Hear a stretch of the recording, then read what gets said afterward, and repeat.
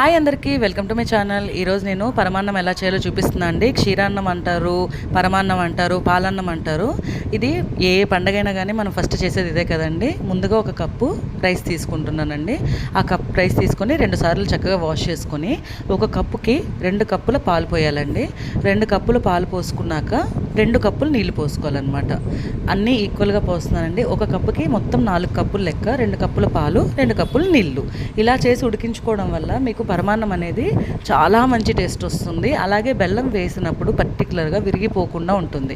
ఇది ఉడుకుతూ ఉండగా ఇలాచీలు ఒక 2 తీసుకొని దంచి పక్కన పెట్టేసుకుందాం. ఒక 2 ఇలాచీ తీసుకున్నాండి ఫ్లేవర్ కోసం. బియ్యం చక్కగా మనకి ఒక 5 నిమిషాలు అవగానే ఇలా ఉడికాయి కదా, ఇంకొక 5 నిమిషాలు అయితే ఉడికిపోతుందండి.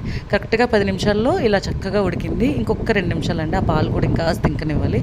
ఇప్పుడు చూసారా మంచిగా మెత్తగా అయిపోయింది అన్నం అనేది. మనకి పాలు కూడా మొత్తం పీల్చేసుకుంది.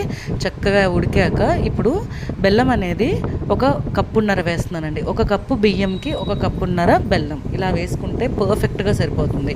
ఇది జస్ట్ ఇలాగ కొంచెం తురిమిన బెల్లమేనండి, మొత్తం గడ్డది కాదు. ఇలా కొంచెం మిక్స్ చేసుకొని వదిలేస్తున్నాను. ఒక 2 నిమిషాల తర్వాత కలుపుకుంటున్నానండి. ఈలోపు బెల్లం కరిగిపోయింది.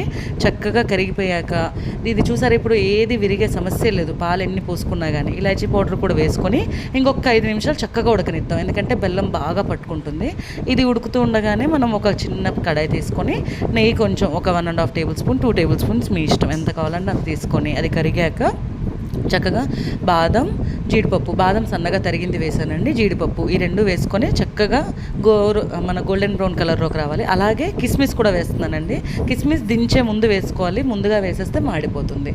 ఇలా మనకి బాదం, కిస్మిస్, జీడిపప్పు ఈ 3 చక్కగా వేయించుకొని గోల్డెన్ కలర్లోకి రాగానే ఆపేసి మనకి పరమాన్నం ఉడుకుతూ ఉంది కదా, అందులో వేసేసుకోవాలి. చక్కగా పరమాన్నం ఇలా ఉడుకుతూ ఉంటుంది. ఇలా డ్రై ఫ్రూట్స్ వేయించేసాం. ఇది చక్కగా కలిపేసుకొని హ్యాపీగా దేవుడికి నైవేద్యంగా పెట్టారంటే చాలా మంచిది. మనకి పండుగలు వస్తున్నాయి కదా, ఈ రెసిపీ మీకు చాలా ఉపయోగపడుతుంది అనుకుంటున్నాను. టేస్టీ బెల్లం పరమాన్నం అయితే రెడీ అయిపోయింది. Thanks for watching my video. Please subscribe my channel. Have a nice day. Bye bye. Have a nice day.